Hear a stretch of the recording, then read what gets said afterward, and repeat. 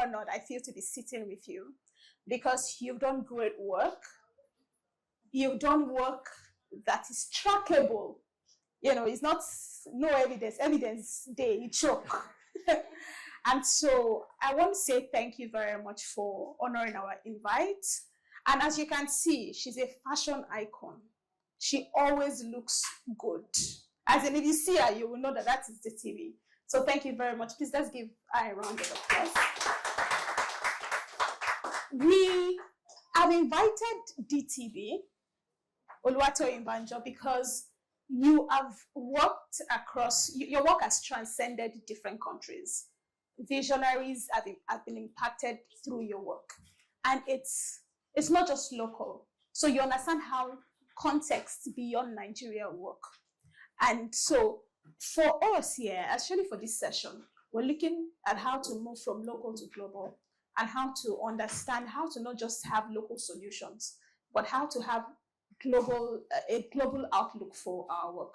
And that's why we've invited you. So I'll be asking some questions, and I know you're going to do justice to all of them. Now, the first thing I would ask is, I know you've had almost 20 years of experience in corporates, in change making. At what point exactly did you know something had to change or something could change? What was the turning point for you to realize that, I have to go global? Thank you. Thank you so much, my darling Orifunke. Please, again, a resounding applause for the convener of rooms and roundtables. Thank you. I'm always proud of you. I love your evolution. And this is just the beginning. Amen. This is just the tip of the iceberg. Amen. So thank you. And I think I can see a lot of Gen Z leaders. I can say, you can see that I'm clocking it, with my fashion day. And of course, I will represent you cerebrally, as you expect. So to the question, that's such a beautiful and powerful question. As you were asking, it took me memory lane. Do you know this journey started when I was on a bike, right? To the organization I was working with, it was about 8 years ago. And I just knew that there needed to be something more. And I knew that something had shifted inside of me regarding even the world of work where I was situated in. And whilst on that bike, I knew that I had to tender in my resignation and forge into a whole new field. Now let me bust your bubble. At that time, it wasn't clear. I'm being real, I'm being vulnerable.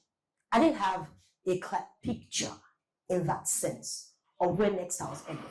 But there was a knowing and a nudge, like that burden within you, that you know that if you do not answer to that burden, you are going ahead to limit yourself and you would not unlock the next level of growth and evolution. So on that bike, I knew I had to tender in my resignation. And practically, I would do these things. To be able to do that, I didn't tell most of the people, especially my family members, because your loved ones will want to keep you too safe for being significant. You know the typical African parents now. The one with the job we know. You now say you are resigning to do what next? Doesn't make sense. So the wisdom there was, number one, I didn't tell anybody, but of course, I was accountable to my mentor. And she knows my mentor. Yeah. I love it. So I was accountable to her. And a lot of this she did. She didn't put words in my mouth. She just said, okay, you have that nudge, go back. We're all believers, whether of the Muslim faith or Christian faith. Go pray about it. And I did that, went back, and I still felt that burden, knowing full well that I needed to transit. Do you know, when I tendered in my resignation, everybody was like, because I was a high flyer in the organization, everyone was like, do you know what next? Even the CFO, the MD, they called me, like sat me down. Do you know what next you're doing? Even me at that point, I didn't know what next, though, but I just paid a figure. I want to start an event management. So when he was saying it, I get it. I do want to start event management company. Is not what she knows. Am I running an event management? But when it comes to project management, of course, that skill set, that excellence is coming to play, right? But I didn't run an event management, but I thought I really registered the event management company. Wow. I'm telling you, Green Bloom, should I tell you the name? It exists. Green Bloom Concepts. Right? And they sat me in. Are you sure? Do you know? Yes, I know. At a point, no, you just have to tell people something. So they're not looking like, I hope you're not nuts. Yeah. Like, to what next? Nothing definite. Are you joking? Are you kidding me? And so I said, I want to start an event. And then I stepped out. Now let me bust your bubble. Stepping out, what I began to then do was I began to be very hungry. So I became curious, leveraging learning opportunities, attending events, going for conferences, volunteering, because I didn't have a job at that time. So I was volunteering my time and all of that. And in the light of volunteering my time and service, my mentor just called me over the phone and invited me to her office. And she said she has this project that she would want me to spearhead this project as a volunteer lead, right? And it was a conference. You all know Development Dialogue. Yes. Yes, 2018. And spearhead, lead that project, and that was what I did. Leading that project as a volunteer, then opened up the window to come in as a program director in Ideation of Africa. Still like an executive volunteer role. And from there, the moment I stepped in and owned it. Let me take that again. I stepped in and owned it. We had, like a week ago, we just had our corporate organizational retreat. And my mentor, who is also my executive director, was just saying that most people within this space, without knowing me, or when they hear the name of the organization, would assume that I'm the executive director. Like, she still mentioned someone prominent that said, oh, I thought Toy was actually the executive director. Like, I literally didn't know. Because I stepped in and owned it. Remember, at that time when I stepped in, it wasn't like there was paycheck to paycheck on a monthly basis, volunteer role. And the reason why I'm telling you my journey, I know some people like that, and I say, during this age, 2025 now, we want to make the money and still serve. I'm not saying you will make it, but I'm just telling you my own personal story of how service, a heart of service, unlocked global opportunities. Now let me take you to the juicy part. Got in, showed up, own the journey, and own the experience. I didn't even see myself as a volunteer, right? Or volunteer program director. I was playing my part as an executive director. And we got along up until 2022. Then my executive director began to mention my name in rooms. When there were rules or opportunities for her to speak at and she was not chanced to be there, she would say, I know DTB, right? Go ahead to represent me. And she would put my name forward. I would go there. And when I go and speak, she would jokingly say, they will not bother to call her again. Like, they just from more, right? And it's me. And it was from that point that I began to, become more exposed, lend my voice to global opportunities or platforms, and from there, still within an organization, my organization Managers to Get to Africa started in 2019 or 2020 while serving another man's vision. It was our office space at Yapa that I used for my first training, live in-person training program on volunteer management. My executive director gave me leeway to use the space. I had about 10 to 15 persons in that room. She was one of the speakers. So every time I would say, I had a mentor who was willing to open doors and who was willing to see me fly. And of course, I didn't disappoint. Because why? With every opportunity comes preparation. So as I showed up for those opportunities, I showed up correct. I showed up correct. I'm so sorry. I'm a little wow. Just to round off that question. And then along last year, just again within the institution, I had an opportunity to travel to the UK for a global executive leadership program. Just what? Serving, lending my voice, and bringing transformational impact within an institution. That's my story. That's a good place to start. Wow, that was a keynote. You've answered the question even beyond what I expected. And from what you shared, I hear the importance of mentorship that wants to see you fly. The importance of mentorship that sees your strengths and leverages it. Because there are times when you don't even know you can do something until somebody sees it. I've seen the importance of serving, even when you don't have remuneration in the way that you expect. You have also, the one thing you shared was about owning things to the point where it feels like you get them. And I think that is profound, especially in this day and age where we all want to own our things. You know, everybody wants to be founder of, starter or leader. But sometimes you can shine somewhere so brilliantly, even if it's not, even if you're not the originator. So thank you very much. That was really brilliant, and thank you for sharing your story about how you started, leaving. I'm sure there are people who are looking at transiting, and yes, that's very profound. Now, my next question is, many people, yes, I also wanted to mention that we have our selection for this edition is quite, we've tried to make it very inclusive across age groups. So we have Gen Zs, we have millennials, we have a lot of millennials. Yeah, actually. Hello, millennials. Yes. I'm also Gen Z about art. We also have a very few undergraduates, about 3, and the essence is to get them in the room before they even leave university. So we're very, very carefully selected. So good.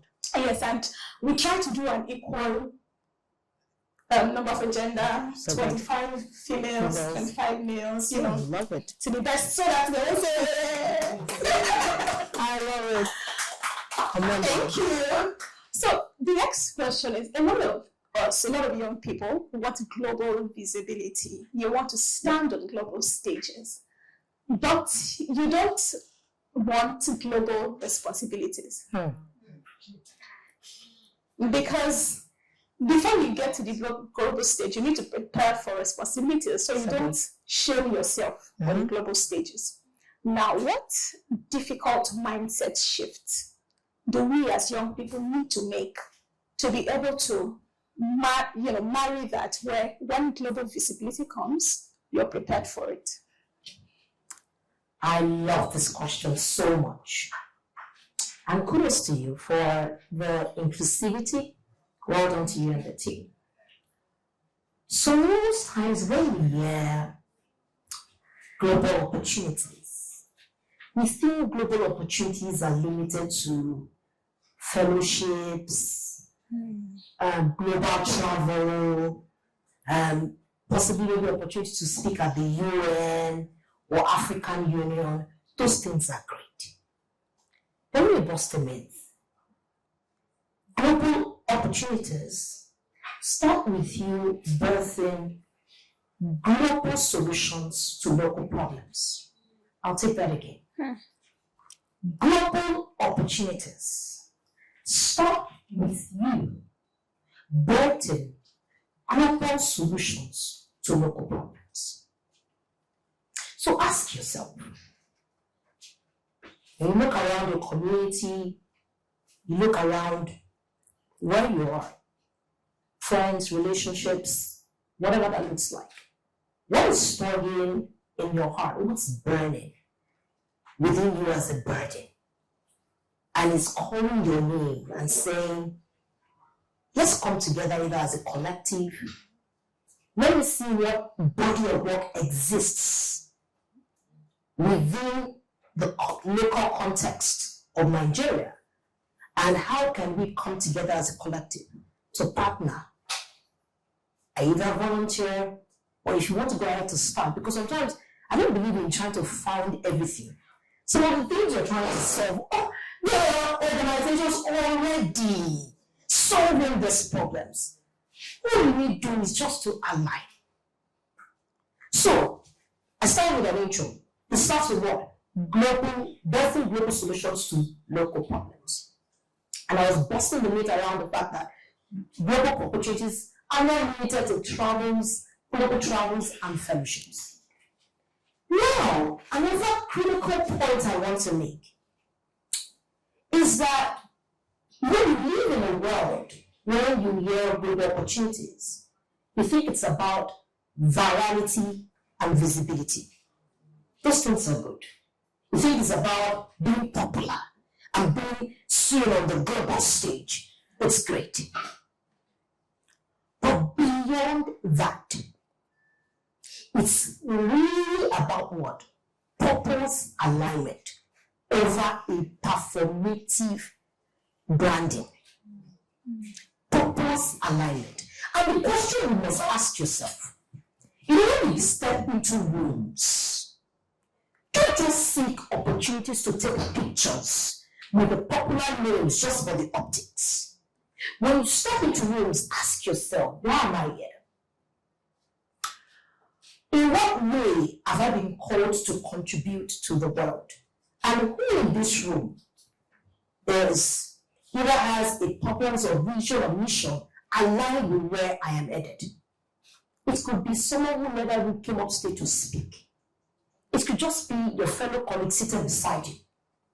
Then you get into a conversation and then you realize we're actually aligned. And then you can collaborate on a project together. You can partner to do something that works, builds transformational global solutions to local problems. The second is that people must realize that, and our amazing speaker, I must commend him. I'm so sorry. Thank you. Please a round of applause for him. Thank you for that stunning presentation. You proved the words that you're a teacher. So well done. And it's just laying around a word or insight it shared around credibility. You must focus on building credibility. And how do you build credibility? It's not by talk. Oh. Don't let social media deceive you. It's not by who makes the loudest noise. Oh. Right? You must build credibility. And that's important. And in building credibility, what it is doing with you is that you're not showing the world that I have arrived. You're rather telling the world that this is my becoming story. I am not perfect, but I am in a journey of progression. That's what I'm clarifying here. I'm not coming here to tell you I have everything figured out or everything, it's a perfect journey. No, it's a journey of ups and downs. But in the twists and turns, there is a person you're becoming. So, and in topping that insight around credibility, you must also build. You must also become with resilience. See, today's generation, they are so fickle. When something does not work like this or more, I cannot come and kill myself. then you think it's like jumping on the next trendy thing that will make you relevant. Then you lose touch with your purpose. You lose touch with your vision, your mission. That's why many people are trending, many people are viral. When you interact with them, you can feel the emptiness. Yeah. That's why they'll do whatever it is to be seen out there. Because that is what nurtures their soul. That is what that's being seen, being popular, is what nurtures their soul. But you must step back and ask yourself, outside of being seen, being known, am I still anchored in my identity as a person? Am I still anchored in my purpose and my calling? I think it boils the matter about purpose and calling. It's not a destination. It's not that we have arrived. Today, if you ask, that's the thing God they started. How did they describe me? Global catalyst for change. I'm not defined by my work, but I know my purpose, that I'm a catalyst. In any space I step into, I will catalyze you into transformation. Do you understand it? So, knowing your purpose. Now, let me tidy up that thought. The thought is, again, another mindset shift is really adapting what I call relational intelligence. Many people lack it. You will step into rooms, your role is to, for optics, snap pictures, show the world that I was here. But beyond that, are you thinking of who can I connect with for what I have been called on earth for? And who does it connect with? You ask yourself, when you're even connecting with that person, you're not saying, I want to you're trying to embody a problem. Hey, I have this issue. And no, you're asking, how can I be of support to what you're building? And in that sense, you are thinking like someone who holds value and has value to exchange. So you think like that, you adapt what I call relational intelligence. Even many of us, when we connect with people, we do rules. Do you know after that people go back to, we will not bother checking in, or you won't calling or following through, you just won't forget. But once you are posted online that I was here, then you took pictures with keynotes, took pictures with speakers, you are satisfied. So when you step into rooms, I dare say, you must be intentional and strategic. You must be intentional and strategic. Ask yourself, how do I want to be remembered? Not just showing up in terms of my presence, but what impact do I want to make? And that's one thing I do. When I have opportunities to step into rooms where I'm not speaking, you will feel me, you will shake.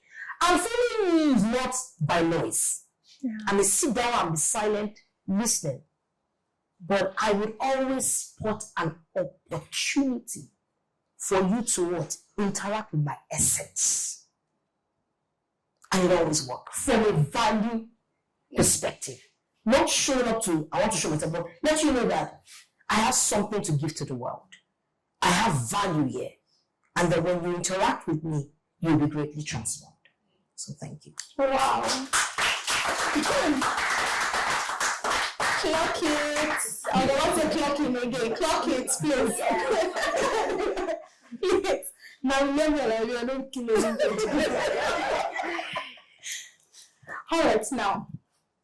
You have worked with over 28,000 people. Your work has impacted over 28,000 human beings. If you had to do a research or a study on all of these people who have gotten global opportunities, what, let me say, 3 consistent habits stand them out? Where I say, when you see this person, they did this. When you see this person, they did this. What consistent habits do they have that stand them out? It's such a powerful question. I would say the first habit is what I call, and I think I also learned it from a mentor, is intellectual humility. Having intellectual humility. And what do I mean by that? Having and understanding the ability to learn, unlearn, and relearn. Never feeling too big to keep learning. And this is what we call adapting the principle of curiosity. Because when you're a curious person, you don't need to go on or chase for opportunities. You will attract opportunities.